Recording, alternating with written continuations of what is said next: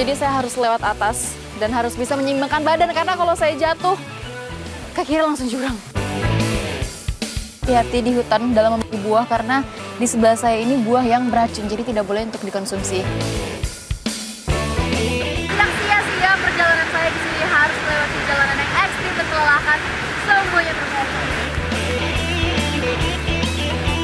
Buah paung ini bisa digunakan sebagai sabun karena kandungan asamnya itu mengandung antiseptik.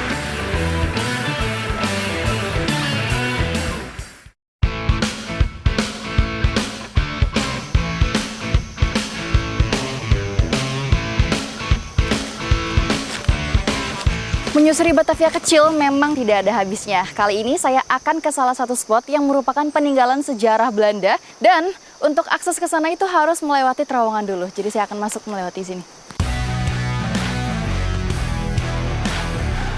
Menembus gelap dan lembabnya terowongan, sejarah kolonial masih meninggalkan jejaknya. Lorong-lorong sempit ini kini menjadi akses keluar masuk hutan masyarakat Lebong Tandai. Terowongan ini nggak cuma satu di Batavia kecil ini, tapi ada beberapa. Dan ini tuh merupakan sisa-sisa penambangan pada zaman Belanda dulu. Sorot lampu di kepala saya menunjukkan beberapa sarang burung dan peninggalan instalasi listrik yang masih tersisa. Ternyata di atas ini ada banyak banget sarang walet atau seritih. Di atas sana tuh pada nempel.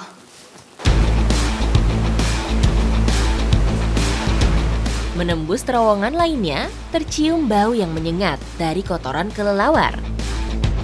Seperti yang saya sudah bilang tadi, di sini saya akan melewati beberapa gua. Dan ini adalah gua yang kedua, lebih banyak kelelawarnya daripada gua pertama yang saya lewatin tadi. Selain gelap, terowongan ini juga berbatu dan dipenuhi lumpur.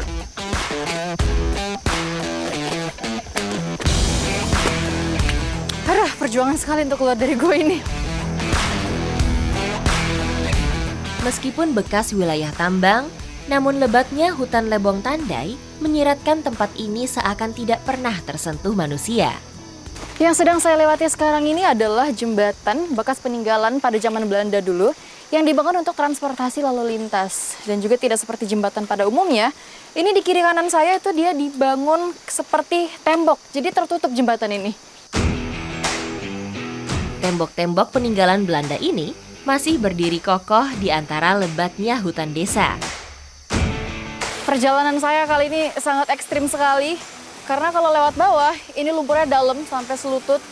Jadi saya harus lewat atas dan harus bisa menyeimbangkan badan, karena kalau saya jatuh, kakinya langsung jurang.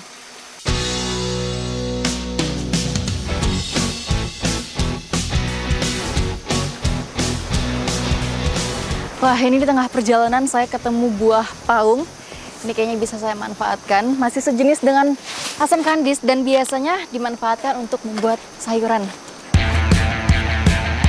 Hutan Lebong Tandai yang lebat masih menyimpan kekayaan alam yang melimpah. Salah satunya buah hutan yang masih banyak dijumpai di sepanjang aliran sungai. Medan yang harus saya jangkau cukup sulit karena batang tanamannya berada di lereng jurang. Ternyata saya menemukan ada buah lain di sini. Di sebelah kiri saya, ini adalah buah kodok. Saya harus hati-hati di hutan dalam memilih buah karena di sebelah saya ini buah yang beracun, jadi tidak boleh untuk dikonsumsi. Saat berada di dalam hutan, pengetahuan survival memang sangat membantu perjalanan saya. Buah paung ini rasanya tuh asem, dan dia semakin besar, rasanya itu malah semakin asem. Tanaman paung dapat tumbuh hingga ketinggian puluhan meter. Ini yang saya ambil usianya sudah lebih dari 1 bulan. Dia sudah sebesar ini. Dan ini sudah bisa dipanen. Buah paung tidak mengenal musim. Buahnya yang bulat tumbuh menggerombol pada batang pohonnya. Saya ketemu buah yang sudah matang, dia warnanya lebih kuning daripada yang lain. Kalau yang belum matang itu warnanya masih hijau. Dan ini kayaknya lebih asam nih rasanya.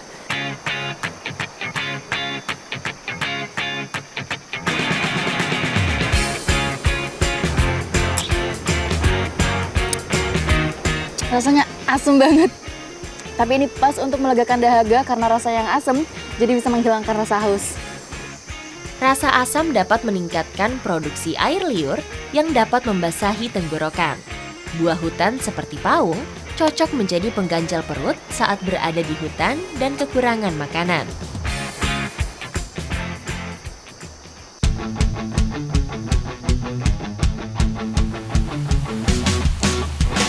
Setelah 1 jam menyusuri lebat dan terjalnya hutan, saya disambut dengan Sungai Lusang yang indah menyejukkan mata.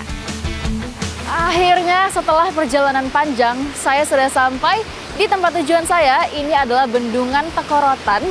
Pemandangannya cantik sekali dan warna airnya hijau. Indah banget.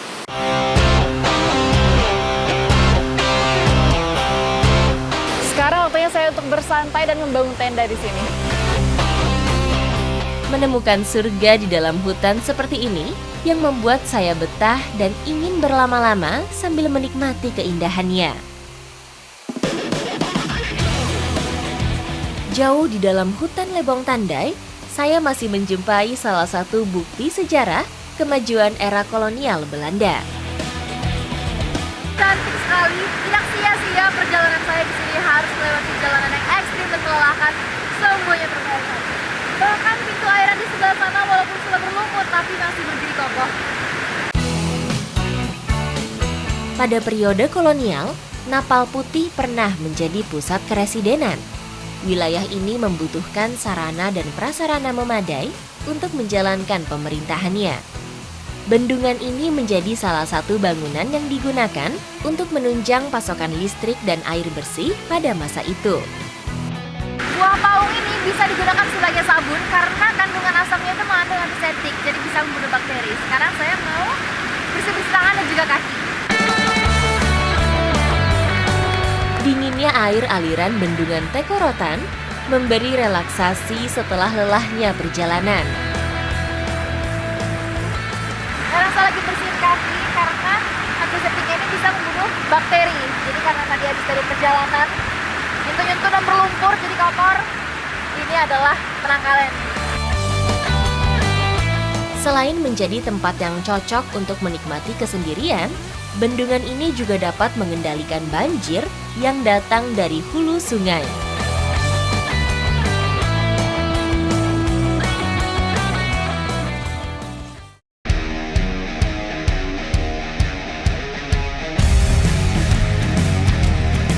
Lebong Tandai tidak hanya saksi sebuah peradaban, namun juga memiliki akar kuliner yang dipelihara secara turun-temurun.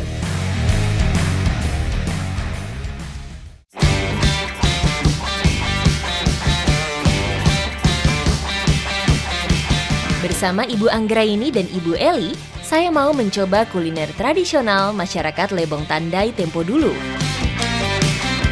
Setelah mengeksplor keindahan alam Desa Batavia kecil, sekarang waktunya saya untuk mengeksplor kekayaan alamnya dengan mencari salah satu tumbuhan namanya adalah daun selipet yang biasa dijadikan sebagai masakan di Desa Batavia kecil ini. Seperti apa keseruannya, ikuti jejak saya, jejak petualang. Tiba di ujung desa, saya sampai di lahan kosong dekat dengan sungai. Ternyata daun selipet yang kami cari tumbuh di antara semak-semak dan tanaman lain. Daun selipet yang dicari itu yang masih muda, yang masih kuncup gini juga bisa, tapi yang udah terbuka juga bisa, tapi yang masih kecil, yang masih muda seperti ini.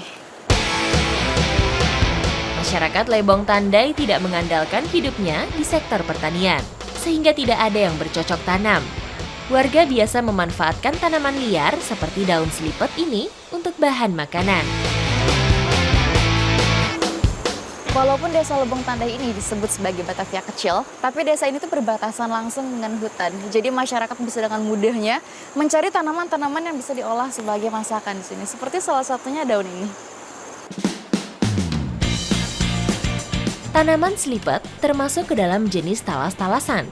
Yang membedakan adalah ukurannya yang lebih kecil dan corak daunnya yang berwarna hijau muda.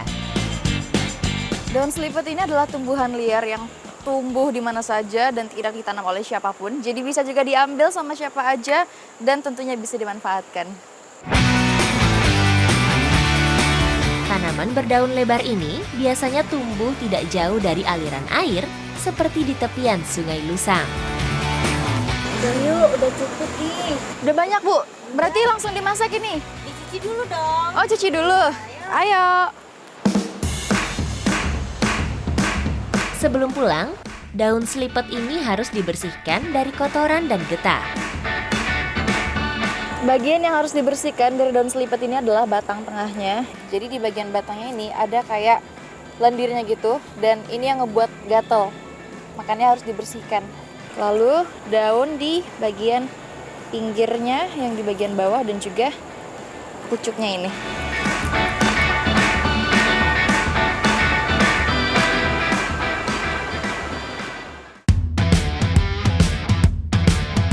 Sebelum masa kejayaan pertambangan emas, Lebong Tandai dihuni oleh masyarakat dari suku Pekal.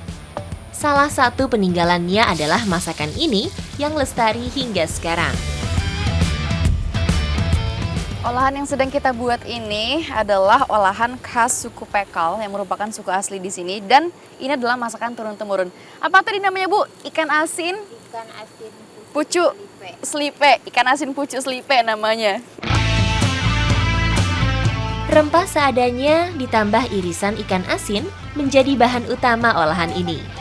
Nah, ini ikan asinnya itu dibalut dengan daun selipat yang tadi sudah kita ambil, dan ini tinggal ditunggu 10-15 menit. Masak daun selipet sampai layu.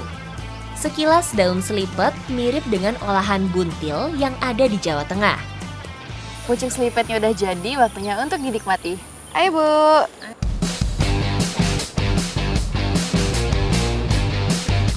Olahan sederhana ini merupakan menu kampung saat masa sulit melanda.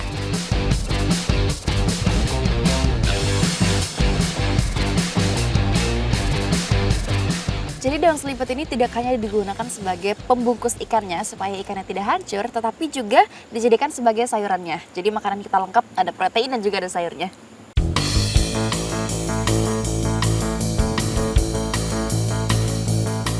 Perjalanan saya kali ini ke Desa Batavia kecil memberikan pengalaman yang tak terlupakan.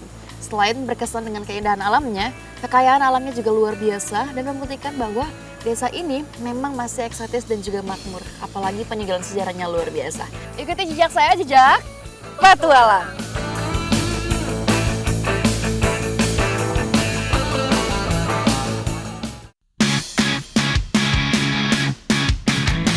Jadi ini pakai jaring lobster, panjangnya 43 meter dan lebarnya 2 meter.